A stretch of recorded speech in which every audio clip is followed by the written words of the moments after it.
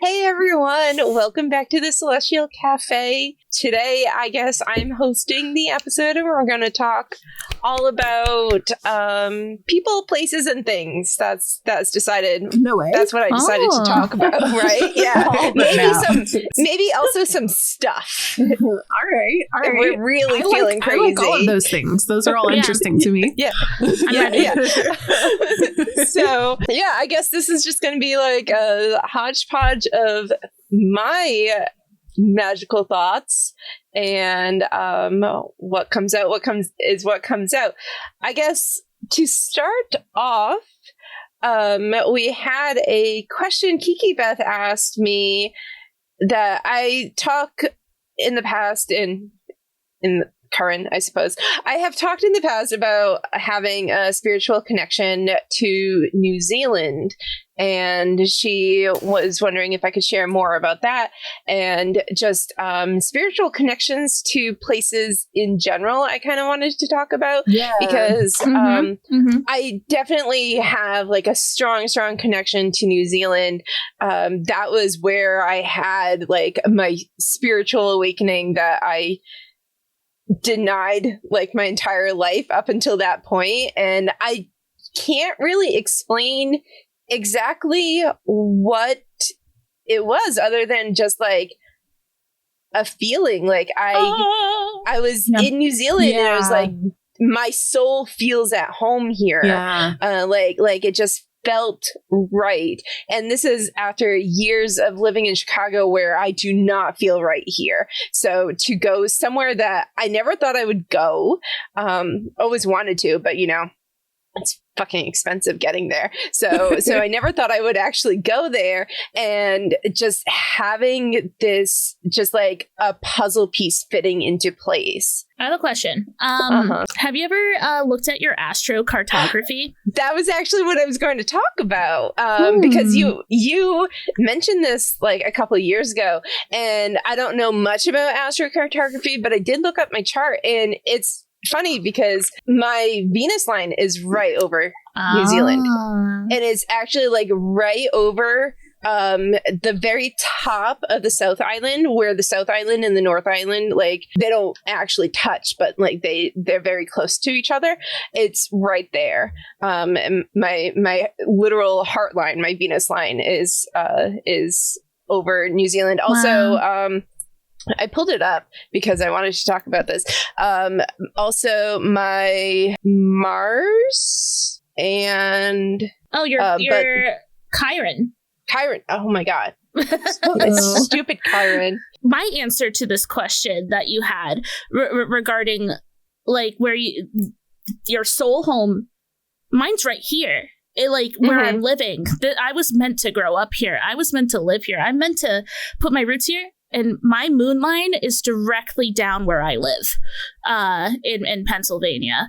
And like, so I probably know exactly how you're feeling. Like when you go to New Zealand, like this is, I'm home on every sense of the word. Here is home. So I completely relate to that. Have we talked about what astrocartography is for people that might not know? Oh, so for those who don't know, you can like look up this on like Google to find your own astrocartography map. But what it is that it overlays your birth chart onto a map, and then you get to see like if like we were kind of talking about like all the different planets there for a little bit, but like if your Mars line goes over a certain part of the chart, then maybe that's a place where you're gonna work really hard, or that like there might be some like it's a malefic planet, right? So maybe there's like a lot of conflict there in that area, like physically that area. It's a really interesting part of astrology that really combines like and of course I think everyone's astrocartography chart will have different pushes and pulls. For me, I'm very attached to my moon. As you know, like I work with the moon all the time. I'm very lunar, so it makes sense that I feel very at home with the lunar space, right?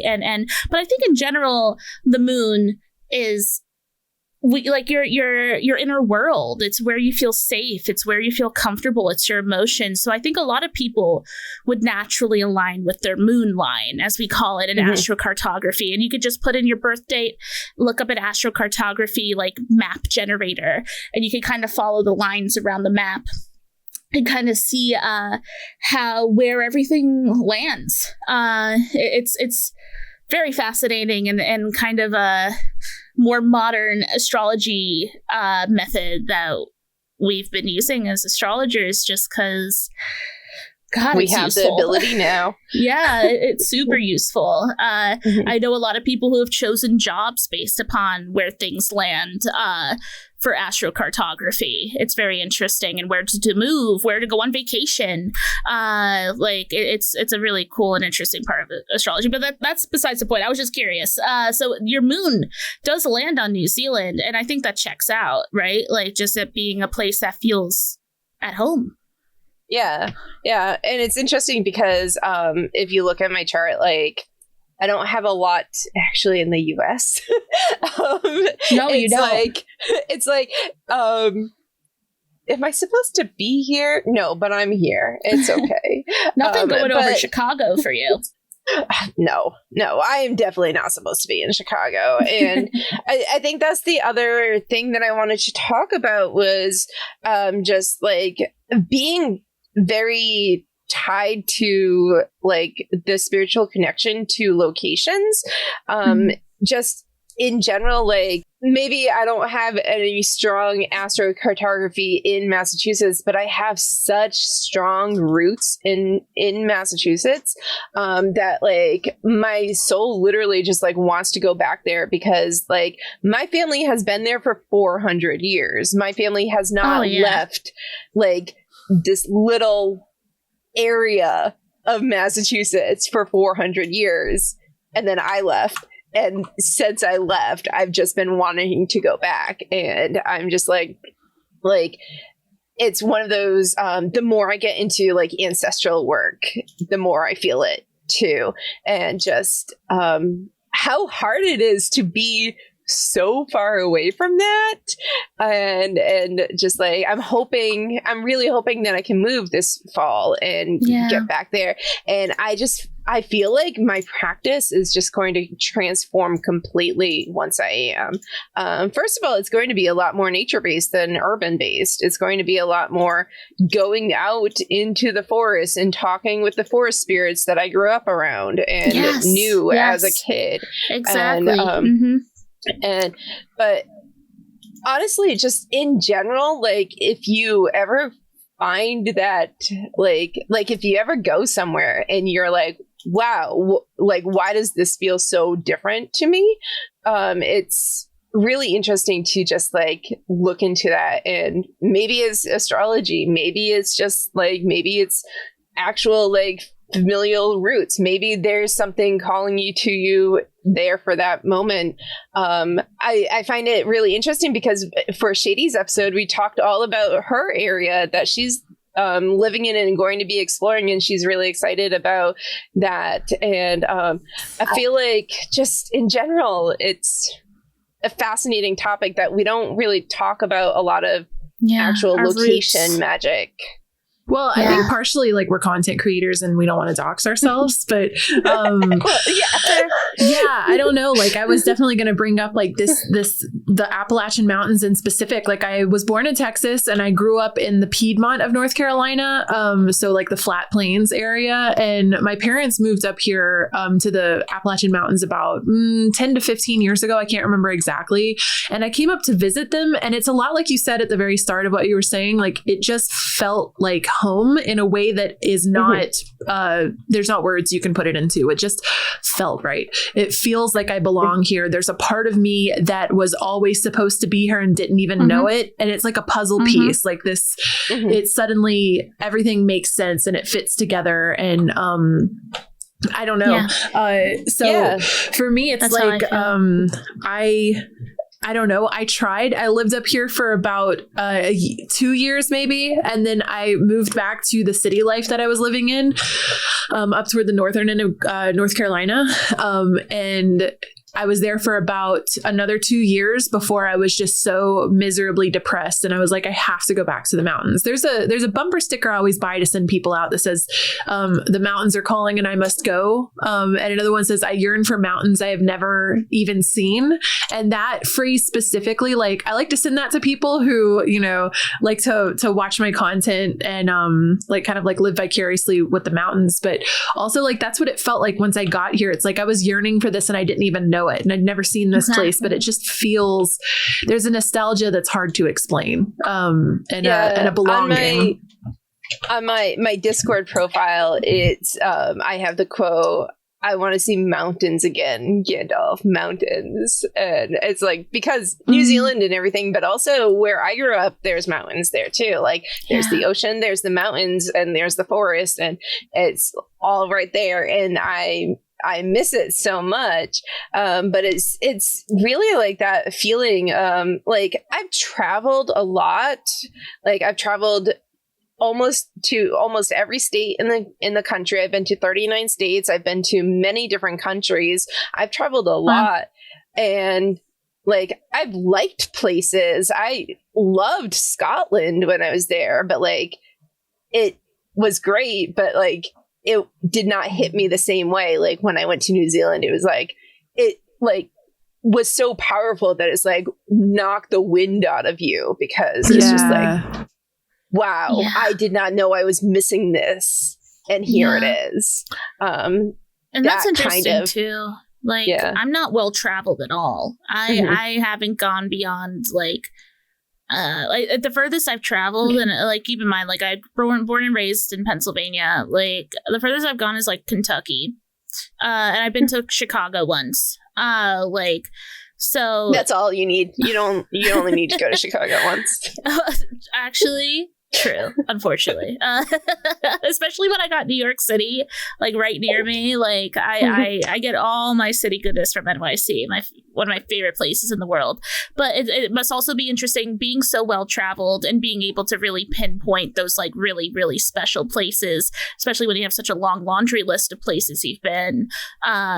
Yeah, that must make it 10 times more special, because like all I have is my very small worldview to really find roots in my little childhood home, right? Which, and of course, childhood homes also just carry just a special type of weight in and of themselves. Astrocartography, magic, and vibes, and heritage, and like all those special things aside, right? It's kind of interesting to think about. And I think that's also what helped me realize how special my hometown is to me, and my desire to get back there. Because like up until I went to New Zealand, like I knew I didn't love Chicago. I was just here because circumstances led me here, and then I was here.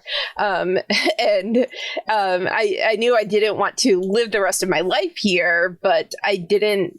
And I knew like I liked being back home, but like until I went to New Zealand and felt that like absolute, like I didn't know there was a hole in my soul that needed to be filled, and then it was until I felt that, and then I recognized that feeling with where I grew up, and so like ever since that, like, yes, I would love to be back in New Zealand. Do you know how hard immigration is to get to New Zealand? So in lieu of that, like Massachusetts does have the similar feeling to me. It's not exactly the same, but it's still pretty great. And so like that's why ever since then I've been making plans to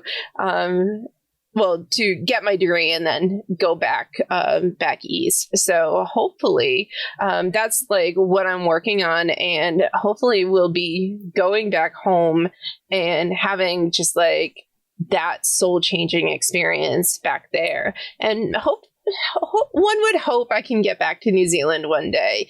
But it's just like just stepping off the plane and just being like, wow, I didn't know this was home, right? Even though it's not. I feel like that's gonna happen. God, like, I'm gonna sound like excuse my weeabooness. I feel like that's just gonna happen to me when I go to Japan for the first time. Like, there's just been so many things pointing me there for so long. I literally visualized, even just like as something as mundane as just like walking off the plane. I feel like I'm just gonna be a mess for like the entire time I'm there. Just so lost in the culture and lost in just everything there. I'm eager for that day. The day that I am well traveled, which probably won't be for a long time, but it's cool to think about. Yeah, one of the other nice things about just in New Zealand was that I was coming from I had been living in Chicago for years at that point, and I went to New Zealand, and just even we started in Auckland, which is the capital of New Zealand, is the biggest city in New Zealand. It does not feel like a big city. Like it's lots of greenery all over the place, and like just everything is just covered in trees and flowers and just like openness, and like it just is beautiful. And I'm like, so even in the biggest city in the country, you still have that closeness to nature, which you do not get here at all. And so like that definitely just helped contribute to that amazing feeling. But I also wonder how much of this is like my specific tied to locations, and definitely being like tied to Massachusetts, but just like in general, just like really being interested in all of this. Is it hashtag just earth sign things? Because it probably helps, right? It's funny you say that, because I think you do have like a perfect storm of earth sign energy where you do really lean into like physical location really hard. But I think also that wanderlust that's clearly like deep in your soul is very Sagittarian. The whole thing. Oh yeah. Like I think that, and like really finding like the perfect place to root, I think is really important for Sagittarian, because I think that oftentimes they do feel very on the run, like spiritually in their soul. So when you do find a place that just aligns, makes sense, and locks into place, it's like, oh, this place is really special, right? Because I think the average Sagittarian just wants to explore and move forward. And honestly, I think that lines up very well with whole, like, I loved where I grew up. I loved growing up there, but I wanted to get out, and I wanted to go anywhere. And after college, I ended up in Chicago, which I had never been to Chicago before. I did not know a single person here. I did not have a job. I did not have an apartment. I had a 2-month sublet and about $300 to my name, because Avocado needed to have an emergency surgery the week before we moved. So that was $1,500 of my moving funds gone. But that's the Sagittarius energy. I just wanted to get out and experience new things, and I've just been in Chicago, and but like, I liked where I grew up. I loved where I grew up. I talk, like, I say nice things about it all the time. I think it's a great place. But now that I've had these Sagittarius adventures, I'm ready to go back home. So it's fascinating, because I'm like, I wanted to get out. I didn't want to be a townie who just lives their life there. But I've also gotten to travel all these different places. You're the anti-Bella Goth, okay? You're gonna rewrite the Bella Goth storyline for all of us. But yeah, so I'm really looking forward to, I'm putting a lot of eggs in one basket with hoping to move home, like not renewing my lease in this apartment. So hopefully things work out. But I'm just like, I'm really interested in getting into the, like the meat of witchcraft in Massachusetts. Like I have ties to Salem, the Salem witch trials. My ancestors were involved in the Salem witch trials. I have ties to like Puritan colonial America. I also on my dad's side of the family, we are also part Native American. So I have ties to the Micmac tribe that's up in Maine and Canada. And I'm like looking forward to getting into all of that. But the thing is that I'm really interested in, obviously we know about like the Salem witchcraft trials and that they weren't, actually hunting witches. But there is a lot of magic in the area, and there were people who were doing magic at that time, and it would be really I'm really interested in getting into that and looking up all that and that history of it, and just like exploring that as a witch now, and putting my personal practices of like experiences of growing up there and putting it into like one more puzzle piece for the area. So cool. I'm looking forward to it. Even if, fingers crossed I move back there this fall, but even if not, I'm going back for a visit at the first week of August. I'm really excited. So we're going to see if my soul sings again when I go back there, because I haven't been to Massachusetts longer than I haven't been to New Zealand. so I haven't been to Massachusetts since 2017. So we'll see if I go and my soul sings, or if I go and my soul is like, no, I want to puke. So we'll see. But going back to hometowns couldn't, I think, elicit both. I'm in touch with enough of what's still going on there, so I'm pretty excited about it. Cool. But, I'm glad to hear. But yeah. So I'm excited about it, and just doing lots of fun things leading up to it. So I'm excited about. I've got books on like reading about Salem and like current like modern day Salem, because modern day Salem is great.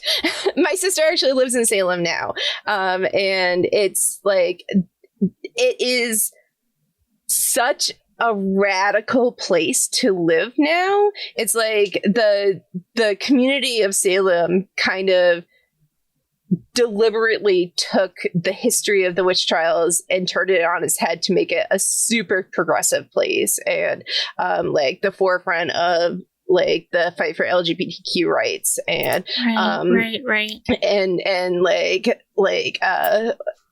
reproductive rights and everything like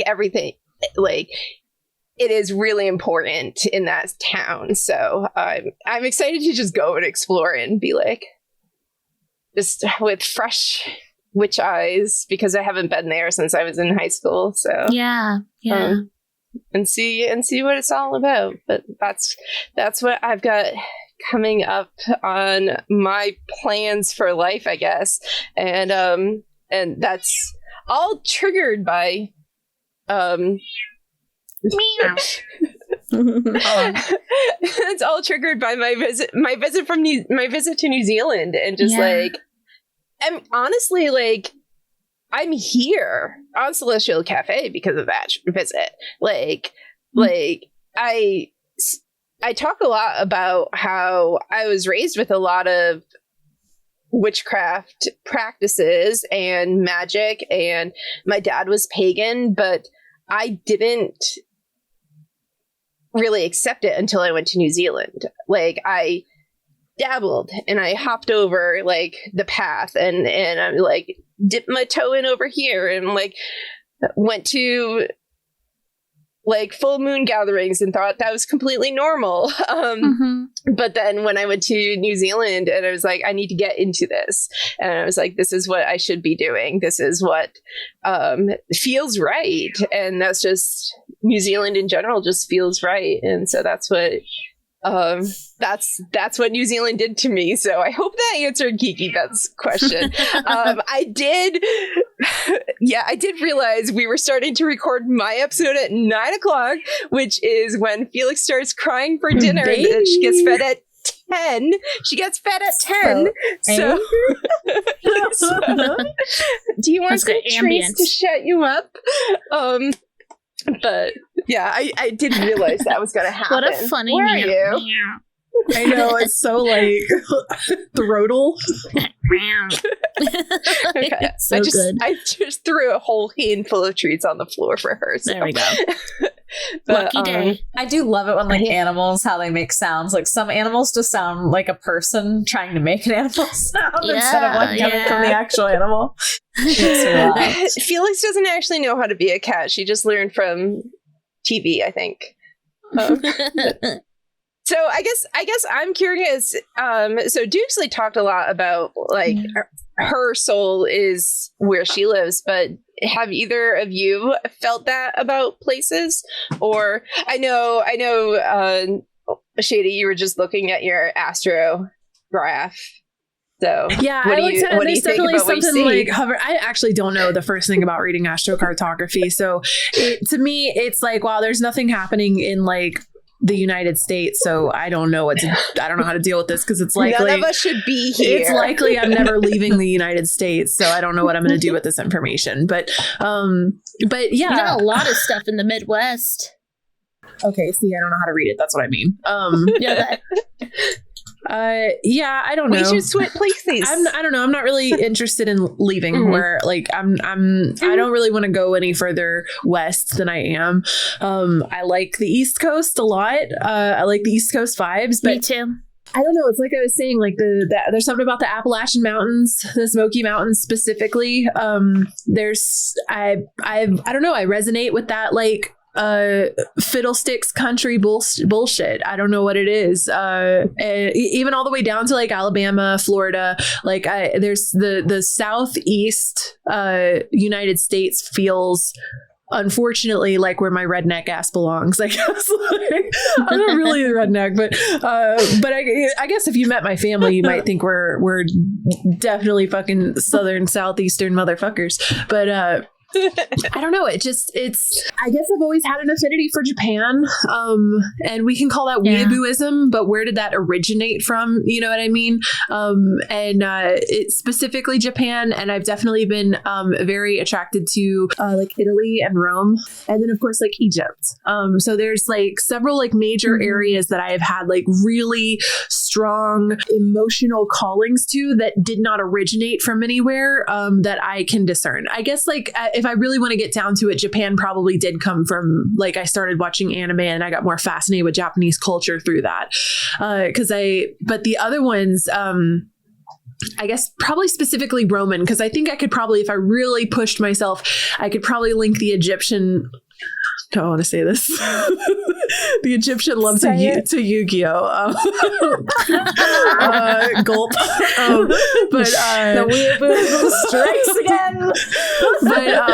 But the Roman one and Italy does not really have any, and that one's kind of like always been backburnered. I feel like it's more fun to be into Egyptian culture. It's more fun to be into like Japanese culture. But the Italy one is always kind of sat on the back burner. I don't know, but there's a lot of really cool stuff to visit. I honestly like big pipe dreams for me are just being able to travel to every continent and visit every major major city, these like big top 10 cities of the world, and just dip my toes in all of the different places and feel what they all feel like. Because maybe one of these are like, it's the same way. Like I didn't even know I was missing the Appalachian Mountains until I got here. And maybe there's more places like that out there. And maybe that's just my Sagittarian energy, like calling me.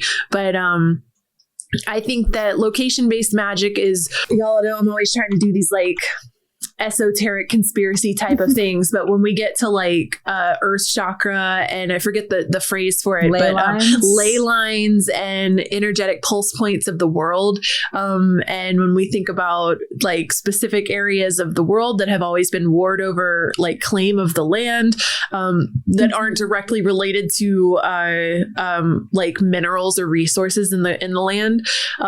And then we start to look at the ley lines, or we look at, you know, weird events that have happened. I get very like, my little math brain is very pleased by looking at stuff like that and pontificating, you know, I don't know, that type of stuff is very fun to me. And I can speak with absolute certainty that there are areas that I have visited that aren't necessarily like any type of landmark or anything or any type of attraction, but they feel spiritual. I don't know how to put it besides that, but there's a feeling there. And that's what I've heard, again, in the episode that I did where I was talking about Judaculla Rock, but that is what everybody says about Judaculla Rock. So there's a couple of spots, and I feel like that's probably the same with like, can you imagine standing in front of the pyramids? You know what I mean? Like there's got to just be such a guttural feeling that happens from being in some of these places. So vibrational. Yes. I don't know. Like I'm kind of in the same boat. I feel like where I haven't been very many places. I've never left the US, but I always find myself being drawn to water, which is like interestingly one of the elements that I feel most disconnected with. But I never see myself living like far away from either like an ocean or like right now I'm up on Lake Erie, which I love. I love the lake so much. And that has actually become like a pretty big part of my personal practice and everything. So I love like, just being there and experiencing that. But of like places in the world, Egypt's definitely like one of the top. Africa in general. And I think because I don't know, I've always just loved the animals on Africa. It's just like such more so than other continents, just like the ecosystem of like the African savanna has always like so, and like to see like those animals like live in the wilds would just be like astounding to me. I don't know, like definitely that you mentioned the water thing, because I've been playing a game called Sunhaven recently, as some of you may or may not know. But there's a point where like the dragon god character in the game asks you like what element you are most identify with or something like that. And or like, I don't remember how it was phrased, but it was phrased in such a way that it made me actually ponder and go, wow, I guess the answer is water now that I think about it. And I've never really like thought of myself as like water aligned. I've always felt like more of an air sign. I'm an airhead, right? Airy fairy, but I always have sought out creeks. So, and wanted to and creeks and rivers. And even like my house as a teenager growing up, I sought out the creek. When I was living in Greensboro, I wasn't near any water. This big city, this metro city that like concrete jungled me into like deep depression, I was near no water. And when I moved up to the mountains, that was the first thing I was doing, was going down to the river almost daily, sitting in a rock in the middle of the river and recording vlogs was like some 2016 era shit that I was doing. And even upon deciding my jobs and the restaurants I've been eating at, I typically prefer restaurants that are seated like at the creek. There's a river that runs through this entire area, and I worked at a coffee shop where the back porch saw out over into the creek. My house like looks down into the creek. I call it a creek. It's a river, but colloquially we call it a creek. And then the crick, yeah, J Crick. It's definitely a river, and it links all the way through this whole area, and it gets boisterous. It's where the waterfalls are spawned from. And even like traveling, when I was thinking about getting into this travel stuff, the first thing I was thinking was like, I'm going to go waterfall hopping. It wasn't anything else. It was like, I want to go find all the waterfalls and go see the water. So water is definitely, and maybe that's just a deep human need, like the water source. We've got to find the water. But maybe I'm wanting to return to the primordial water form that we were all in the beginning of evolution. I don't know. Yeah, going back to your fishy beginnings. It's interesting because I am like, even with New Zealand where I grew up, I'm very called to the ocean in particular, which is hilarious because I am allergic to salt water.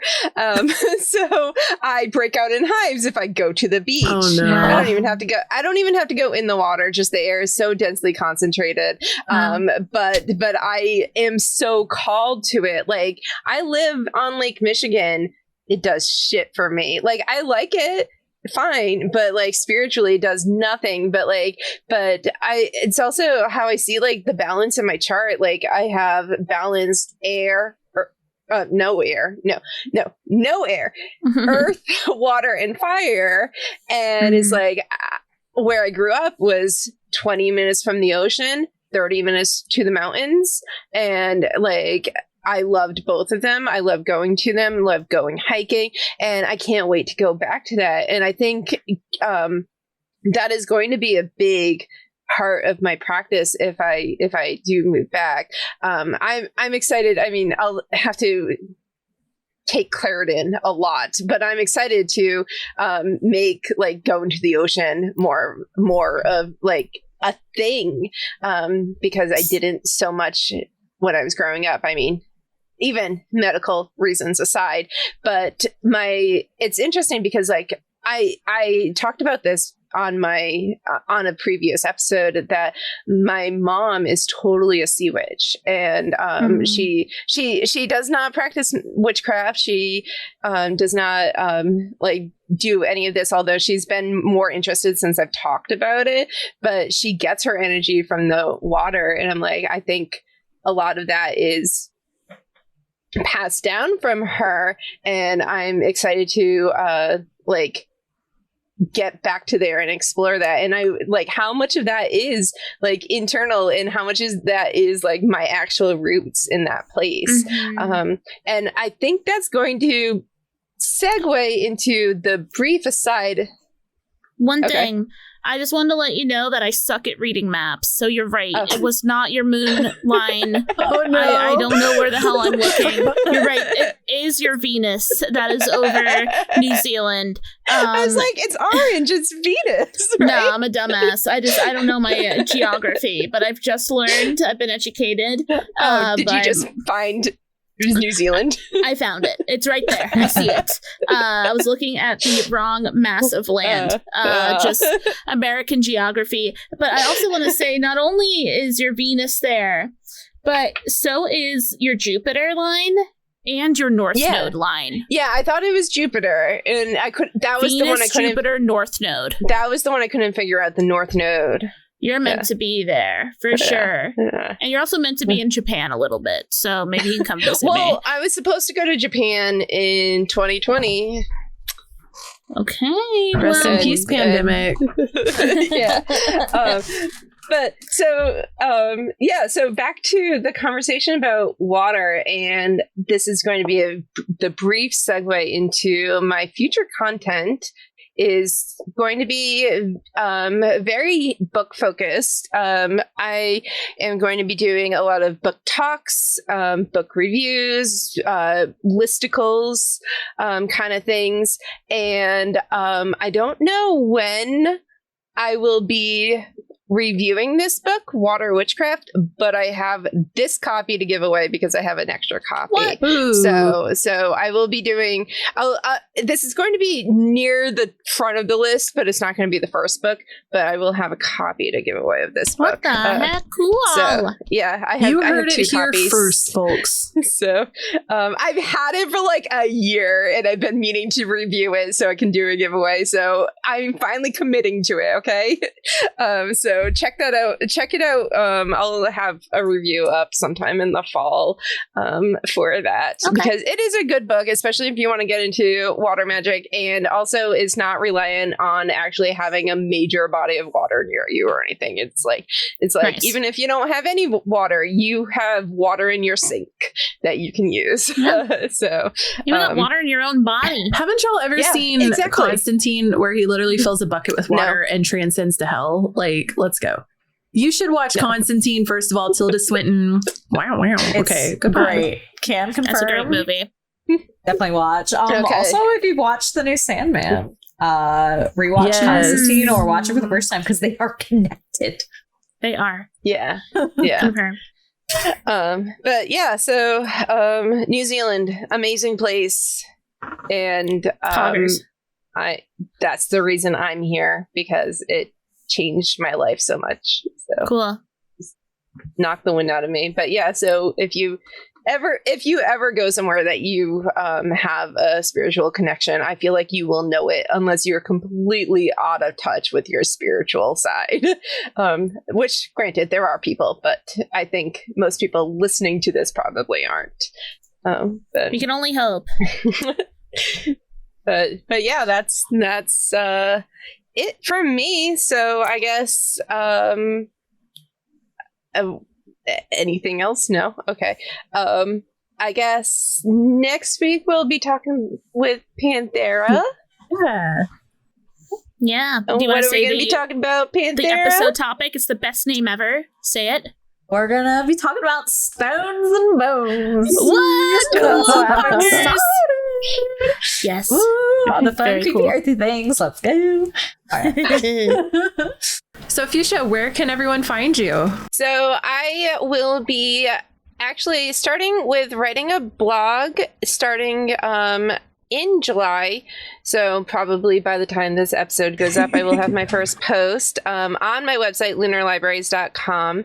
You can also find me on YouTube at Lunar Libraries and Lunar Library Games if you want reviews of cozy witchcraft games.